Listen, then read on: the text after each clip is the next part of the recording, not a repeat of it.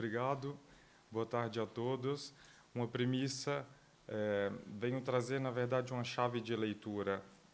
Algumas coisas já foram ditas, mas é um outro modo de ler Fernando Oliveira. E quero, antes de mais, agradecer a oportunidade de estar aqui na terra natal de Fernando Oliveira, entre investigadores que tanto têm contribuído para o conhecimento deste autor multifacetado. É um privilégio poder partilhar convosco algumas reflexões iniciais da minha pesquisa, que ainda se encontram em fase de construção. Ao afirmar que se tratam de ideias preliminares, eu não pretendo recorrer ao recurso retórico da captatio benevolentia, típico do humanismo, mas apenas situar o lugar de onde eu falo. Na minha investigação doutoral, eu tenho procurado compreender os estilos de viagem de formação dos humanistas da franja ocidental da Península Ibérica, tanto no período em que se encontravam em terras italianas, como através das suas próprias produções literárias e documentais que se formaram anteriormente ou posteriormente à viagem em si. Essa viagem, eu percebo, começa muitas vezes antes do deslocamento físico. Trata-se de uma viagem intelectual e espiritual que marca o horizonte das suas obras. Como a minha orientadora, a professora Ana Maria Sanches Tarrio, tem sugerido a propósito de Sá de Miranda, ouso aqui estender essa ideia a Fernando Oliveira. Também ele empreendeu a sua viagem maior muito antes de navegar. É precisamente essa dimensão, a de um humanista inquieto, capaz de servir a coroa, mas também de formular uma crítica social vigorosa, atento à língua vernácula e às necessidades da sua pátria, que me proponho explorar hoje. Pretendo mostrar como nas suas obras se desenha um verdadeiro programa do humanismo cívico, que concilia a lealdade régia com o exercício de um pensamento crítico e transformador. Um humanismo atento às necessidades concretas da pátria, disposto a servir, mas também a denunciar os males que corroíam. O conceito de humanismo cívico, bem rapidamente, tem origem na Florença do Quattrocento, quando intelectuais como Petrarca conceberam a participação da vida pública como forma de realização do ideal humanista. Então, ancorados nas concepções romanas, mais especificamente ciceronianas, da participação ativa na sociedade. Essa tradição atravessou os Alpes e chegou à Península Ibérica, onde encontrou autores que adaptaram esse modelo às condições próprias do seu tempo. Fernando Oliveira é um exemplo dessa apropriação criativa. Longe de ser um erudito retirado da realidade, esteve sempre envolvido em funções de utilidade prática, desde a gramática da língua portuguesa até a arte da guerra do mar e a sua tradução de Columela. A sua obra revela um fio condutor, que é pôr o saber ao serviço da pátria. A arte da guerra do mar é paradigmática nesse sentido. Não se trata apenas de um tratado técnico sobre estratégias navais, como nós já percebemos aqui hoje. É também uma proposta de reorganização da defesa marítima portuguesa, mas escrita com autonomia crítica. Oliveira descreve, por exemplo, os comandantes briosos como damas, que pela sua vaidade e falta de experiência conduziam expedições ao desastre. A sátira é dura, mas pedagógica. Quem não sabe comandar não deve ser colocado no comando.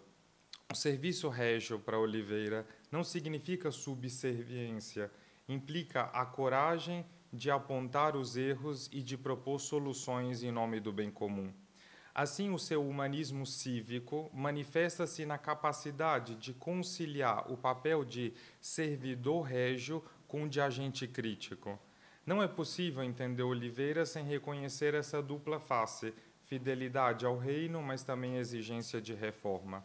Se o serviço régio é um dos polos da sua obra, o outro é a crítica incisiva às elites.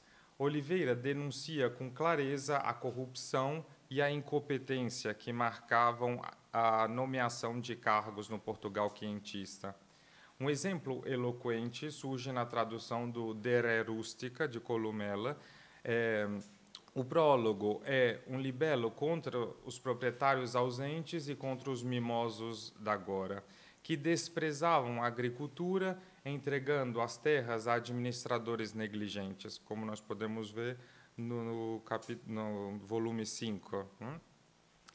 Como nos faz notar a professora Tarril no estudo prévio da tradução de Fernando Oliveira de Columella, o abandono da lavoura não era apenas um problema econômico, mas um sintoma de decadência moral e cívica.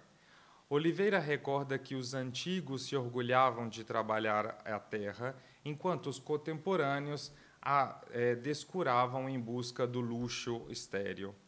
O paralelo com a incompetência dos comandantes navais, também denunciada na Arte da Guerra do Mar, é evidente. Tal como o mau lavrador compromete as colheitas, o mau capitão compromete o reino.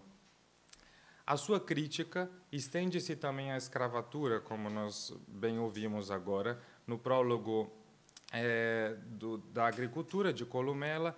Oliveira observa que muitas artes não podem ser exercidas, e agora cito Oliveira, sem escrúpulo de consciência. E adverte que servir senhores ricos, ainda que visto como honra por muitos, representa, na verdade, a maior perda dessa honra e, por consequência, a perda da liberdade.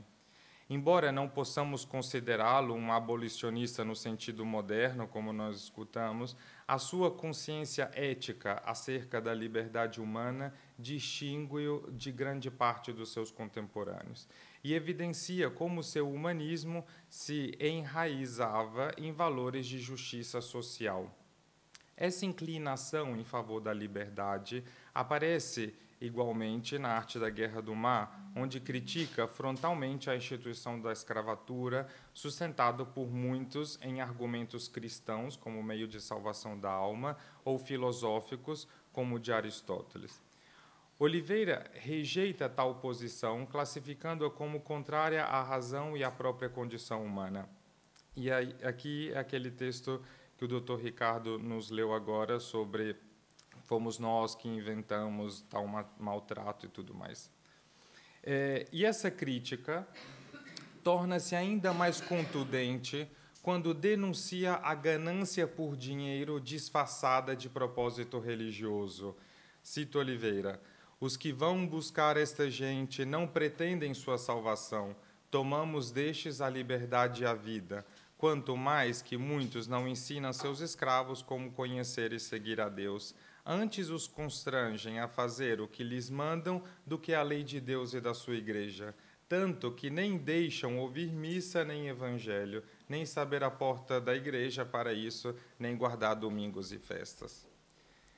Essa posição, embora não sistemática, ganhou destaque na leitura de Boxer, que em sua obra apresentou Oliveira como o único autor português até o século XVIII a condenar explicitamente o tráfico de escravos africanos. Tal avaliação, no entanto, deve ser matizada. A crítica anti-escravista de Oliveira aparece de forma pontual e não constitui o núcleo central da sua obra.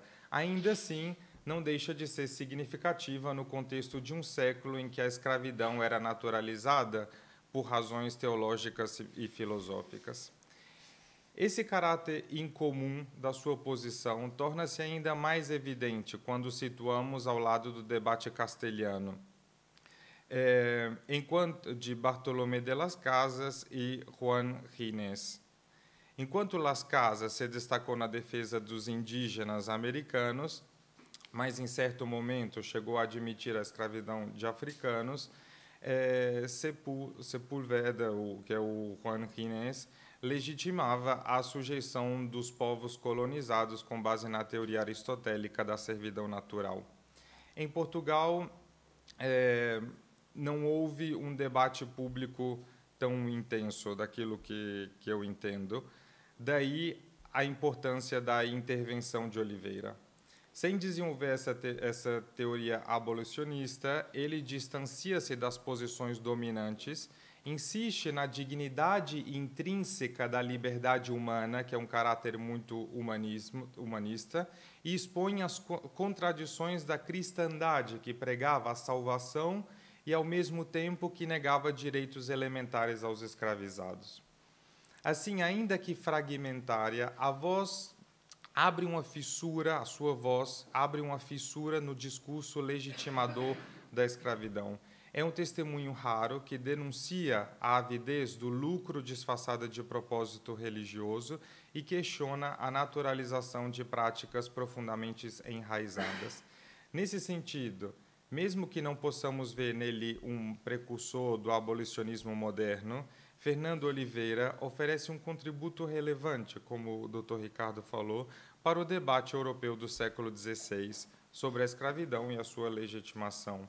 Uma reflexão que, para além do seu tempo, ainda ecoa nos nossos próprios dilemas acerca de trabalho, dignidade e exploração.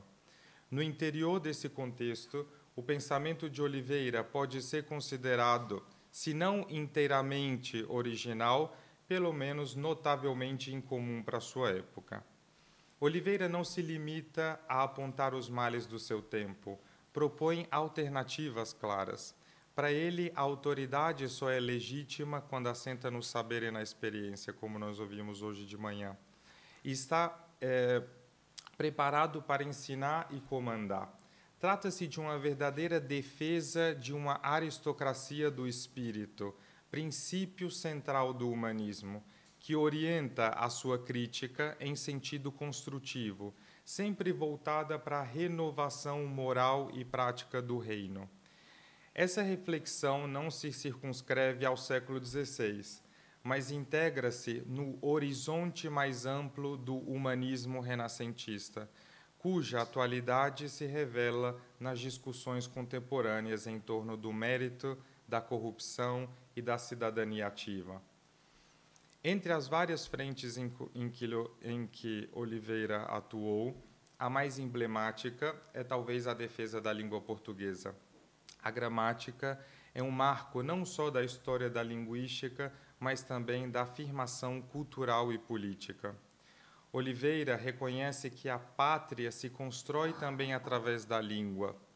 No capítulo 5 da gramática, exorta a necessidade de utilizar o português para produzir boas doutrinas, de modo que possam ser ensinadas a outros povos, acrescentando que, agora cito Oliveira, sempre seremos delas louvados e amados, porque a semelhança é causa do amor.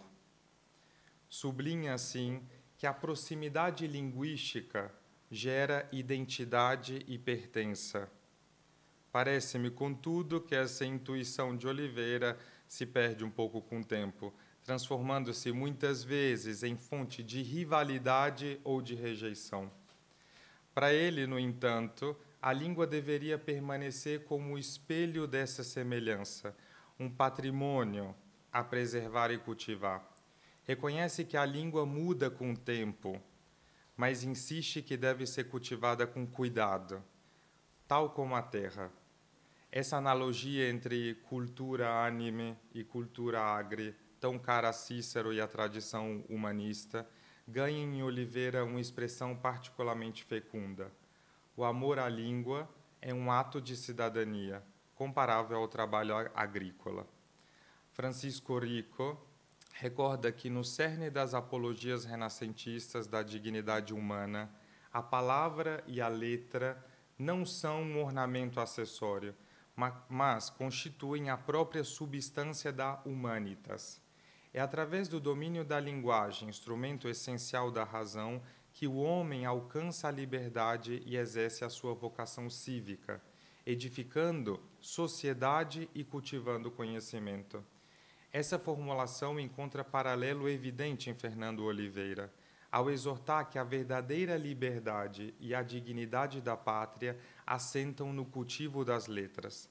Dessa forma, a obra de Oliveira pode ser lida como uma aplicação prática do princípio que Francisco Rico identifica como arquétipo do humanismo. a conquista ativa da cultura e do saber como fundamento da cidadania e como serviço ao bem comum. Assim, a gramática não é apenas uma obra filológica, mas um manifesto cívico. Ao escrever em português e ao dignificar o vernáculo, Oliveira oferece ao reino um instrumento de identidade e de autonomia cultural. A coerência do seu programa intelectual é inseparável da sua biografia inquieta. Clérigo que enfrentou processos inquisitoriais, viajante por Espanha, Itália, gramático, tradutor, tratadista náutico, historiador, Oliveira viveu em permanente deslocação. Essa vida atribulada deixou marcas visíveis nas suas obras. Longe de serem meras formalidades retóricas, suas obras funcionam como um espaço de afirmação intelectual. É nelas que Oliveira enuncia repetidamente a necessidade de uma arte nova e urgente. Encontramos a defesa de um saber cívico. Oliveira quer dar instrumentos práticos aos marinheiros, aos lavradores, aos soldados, aos dirigentes. É por isso que insiste na urgência de novas artes, gramática, navegação, guerra, agricultura. Todas convergem num mesmo projeto de regeneração nacional. Como bem recordou Luiz de Albuquerque, Fernando Oliveira foi um português genial, aventureiro e insubmisso. Os prólogos afirmam esse perfil, são lugares de insubmissão crítica, mas também de lealdade construtiva. A biografia inquieta e a escrita proemial fundam-se, desenhando o retrato de um humanista que faz da palavra um instrumento de reforma. Já estou a acabar. A tradução do Der Rústica de Columela é talvez o exemplo mais claro do modo como Oliveira dialogava com os clássicos para intervir no seu presente. Columela, do século I, denunciava o afastamento das elites da agricultura e defendia o trabalho direto como fundamento da res pública.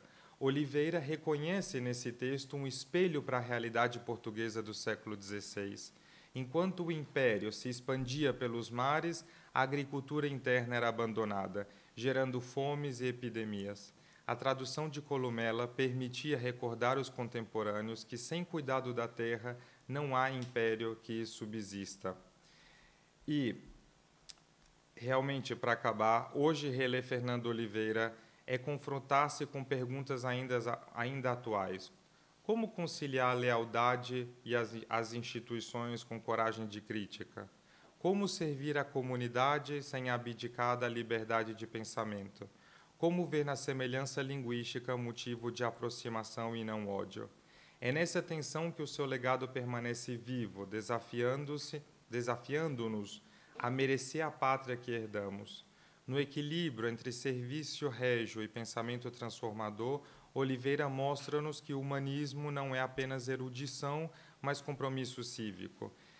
Então, que melhor maneira de resumir o meu contributo nessa reflexão é propor a leitura de Fernando Oliveira como um viajante antes da viagem, isto é, alguém cuja grande travessia intelectual começou ainda em solo lusitano, antes mesmo de partir para os seus itinerários mais conhecidos. O paralelo com Aquiles Estácio é inevitável. No ano passado, tivemos a oportunidade de revisitar a formação desse humanista em Évora, na exposição promovida pelo Centro de Estudos Clássicos, e ficou claro, nesse contexto, que Évora não foi apenas um ponto de passagem, mas um espaço formativo decisivo. Foi ali que Aquiles Estácio estabeleceu os primeiros contatos com o mundo intelectual, que mais tarde, em Itália, haveria de aprofundar. Se não tivesse sido Évora, dificilmente a Itália teria dado tantos frutos. Parece-me que com Fernando Oliveira o percurso terá sido semelhante. A imagem que ele próprio nos legou da escolha da madeira ideal para construir um bom navio é, neste caso, iluminadora. Também os humanistas precisavam de uma boa madeira de formação inicial que sustentassem depois viagens frutíferas e obras duradouras. A ida de Oliveira à Itália permanece envolta em sombras, como de resto boa parte da sua biografia. Mas é precisamente esse ato que ele me desperta interesse para a minha tese, a viagem intelectual que que antecede a deslocação física. Por isso, o seu legado ainda nos interpela hoje. É porque soube transformar essas leituras em pensamento vivo, em crítica social e em projeto de regeneração do reino. Obrigado.